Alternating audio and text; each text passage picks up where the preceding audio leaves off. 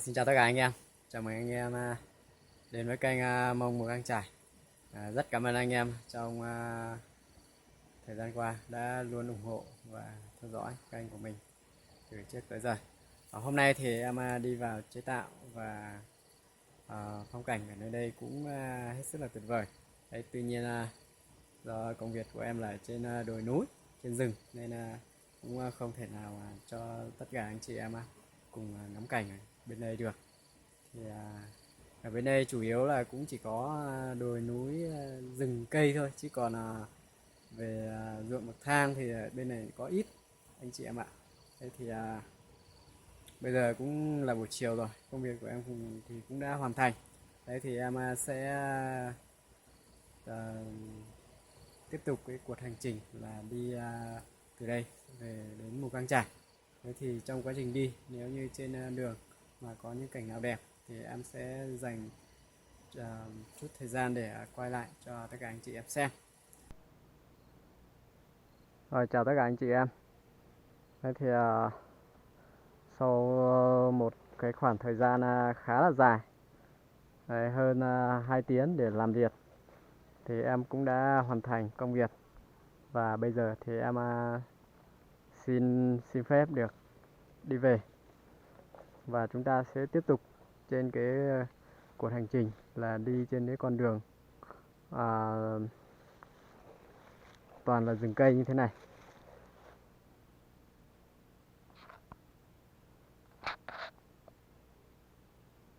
Rồi chúng ta sẽ cùng nhau đi anh em nhé.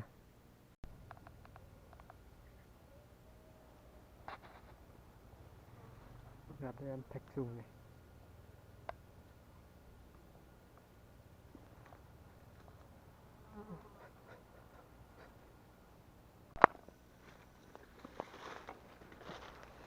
Rồi, chào tất cả anh em. Đấy, như vậy là mình đã về được một đoạn và vẫn chỉ là một cái con đường rừng thôi các bạn ạ. Các bạn nhìn thấy chưa? Đấy, không có một con đường đàng hoàng để đi các bạn nhé.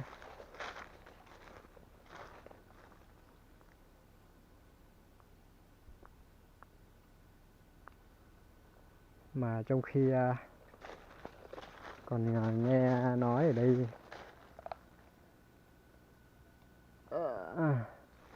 lại còn có ma miết nữa thì ui rồi, ngại lắm.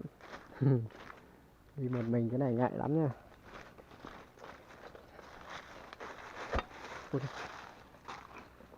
Đây anh em xem ở đây toàn rừng núi đây. Đấy, có mấy cây to rồi nhưng mà mình chưa thấy có sóc xiết gì ở đây cả. Chắc là những khu vực này chưa có sóc đấy các bạn ạ. Mà sóc xiết nó phải là ở phía bên kia, hoặc là trong rừng già hơn nữa. Ở đây mình thấy vẫn chưa là rừng già. Thế thì ở khu vực chế tạo này thì mình đã hỏi rồi, hầu hết là tất cả các khu vực rừng núi ở trong đây đều thuộc khu bảo tồn các bạn nhé. Thế thì các bạn hãy để ý cho mình. Đấy, các bạn mà có vào đây tham quan hay là vào đây chơi thì nếu như các bạn mà có vào rừng chơi, thế thì các bạn đừng dại dột gì mà hái các loại cây rừng đi về các bạn nhé. Bị thu và bị phạt tiền ngay đấy các bạn ạ. Hôm nay thì chúng ta vào tay không và chúng ta về tay không thôi. Đấy, còn các bạn muốn mua cái gì thì trừ những cái trường hợp bất đắc dĩ thôi. Đấy, chứ còn hầu hết là trong này là các bạn không được lấy bất cứ một thứ gì bên từ chế tạo này đi ra các bạn nhé.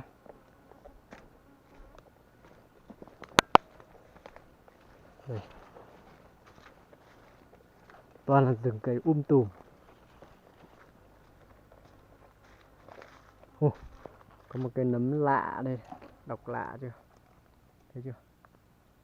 Đấy. Wow, cây nấm rất là tuyệt vời, rất to.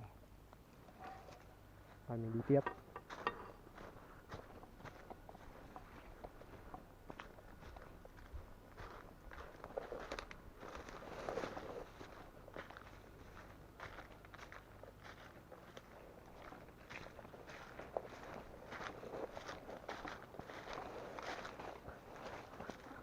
Ở đây thì không có, hầu như là không có phong cảnh để ngắm, mà chủ yếu là rừng cây thôi các bạn.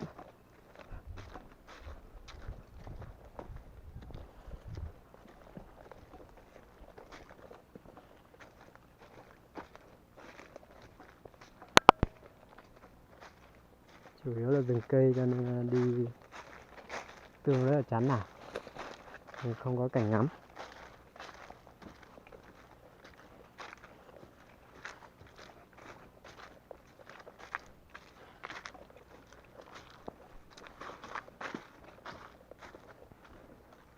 Thôi, chúng ta đến đây thôi. Tí nó xuống đến xe rồi mình sẽ xem một dưới có phong cảnh như thế nào đẹp thì mình quay vài cảnh cho các bạn xem nhá. Và chúng ta gặp lại sau ít phút nha. Và như vậy là bây giờ mình đã về đến gần đến dân bản rồi. Đây là một cái mảnh nương ngô của người ta đây rồi. Đấy. Rồi các bạn nhìn này. Các bạn nhìn thấy qua mấy cái khe này nó có ruộng chưa ạ? Đây đây các bạn nhìn thấy chưa? Đây có nhà trắng trắng này kìa. Đấy có ngôi nhà của người dân rồi. Rồi. Đây các bạn nhìn thấy chưa? Đấy, bên kia là cảnh quang rồi này. Ruộng bậc thang rồi đấy. Ok, chúng ta sẽ đi xuống một chút nữa xem có nhìn thấy đẹp hơn hay không nhé.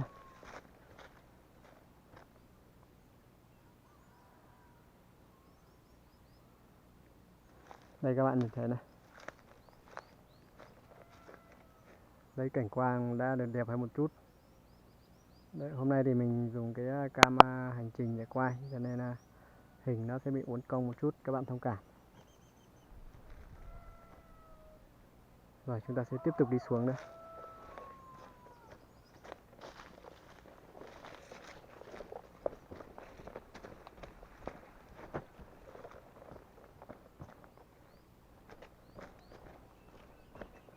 Đúng là cái vùng đất ở bên này nó khác bên mình rất là nhiều các bạn. Chim chóc nó vẫn còn rất là nhiều. Nó không giống như ở bên mình. Bên mình thì rất là ít. Lên rừng vẫn còn ít chim, rất muốn chỉ ở nhà. Đây thì người dân này, ngay nhà thấy chim chóc hót vang rất là đông.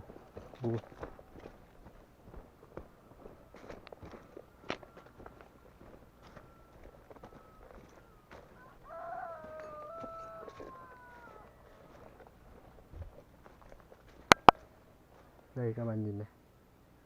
Đấy, đây là nương ngô của người ta. Và đây có ngôi nhà ngay đây, các bạn nhìn thấy chưa? Đấy, bây giờ thì chúng ta sẽ đi xuống xe và chuẩn bị đi về thôi. Đấy, trên con đường đi về là có chỗ nào mà đẹp thì mình sẽ quay cho các bạn xem sau các bạn nhé. Rồi, mình sắp đến xe rồi, mình dừng ở đây các bạn nhé. Rồi đây là cái hành lý mà mình sẽ đi về đây các bạn ơi. Đấy, một cái dao pháp, một cái cuốc và một cái ba lô vi tính.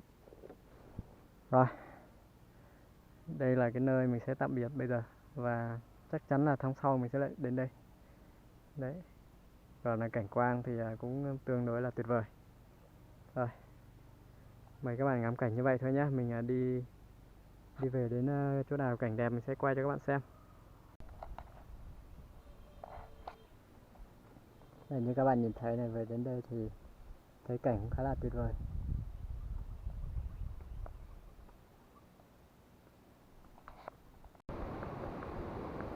Và chào các bạn, đến đây là mình có một cái cửa ở đây. Đây, cái cửa này hình như là cửa ngăn để không cho châu bò nó đi qua sao các bạn.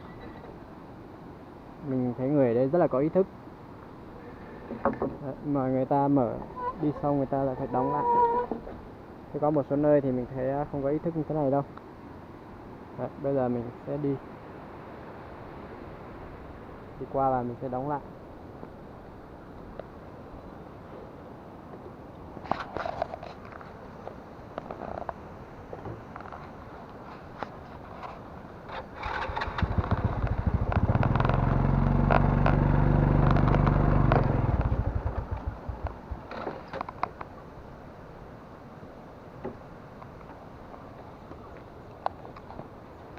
đây mình phải đóng lại cho người ta các bạn ạ.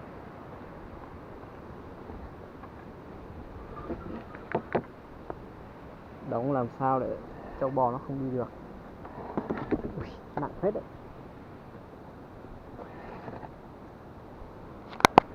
Ok rồi, mình đã đóng lại đàng hoàng rồi. Bây giờ là mình tiếp tục đi. Bởi vì đường xấu, mình không có cầm theo cái kẹp nó lên trên cái tay lái, cho nên mình đi mình không quay nữa các bạn nhé.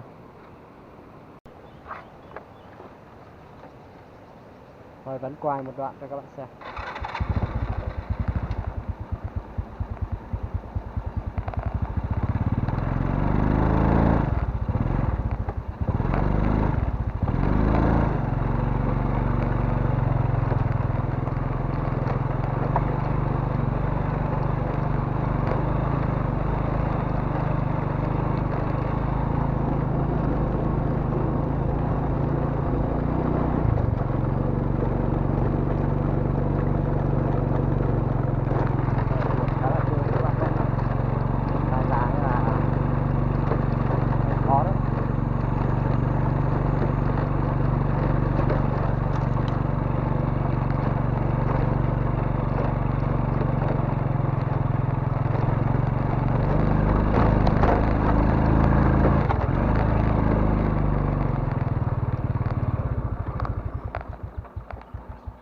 Rồi, mình đang đi mình quay thế này cho các bạn ạ. Đi rất là khó. Rồi mình sẽ quay cho các bạn xem sau nhé.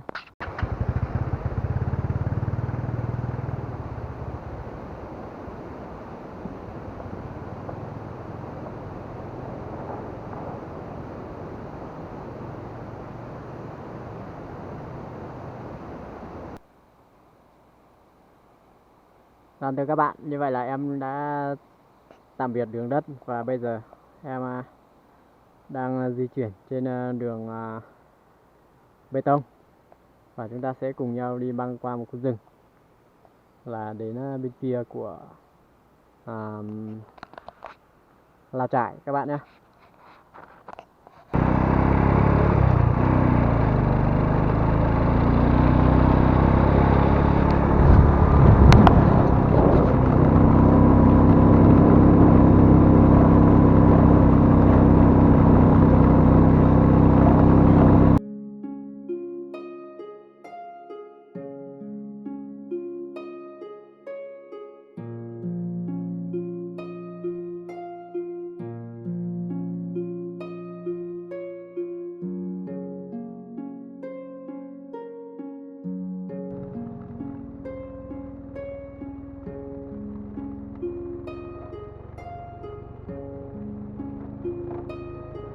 Thưa các bạn, như vậy là sang bên này nó sẽ là bên hang gàng của Lào Trải các bạn nhé.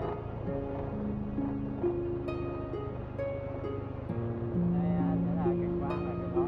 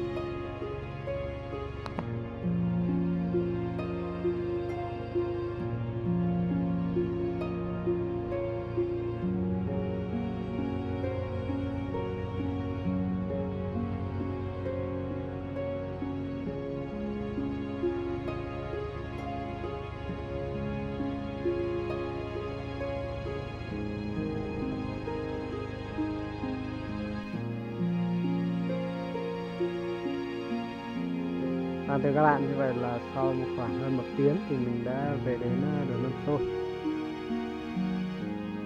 Như các bạn nhìn thấy mâm xôi bây giờ người ta đã cấy hết rồi.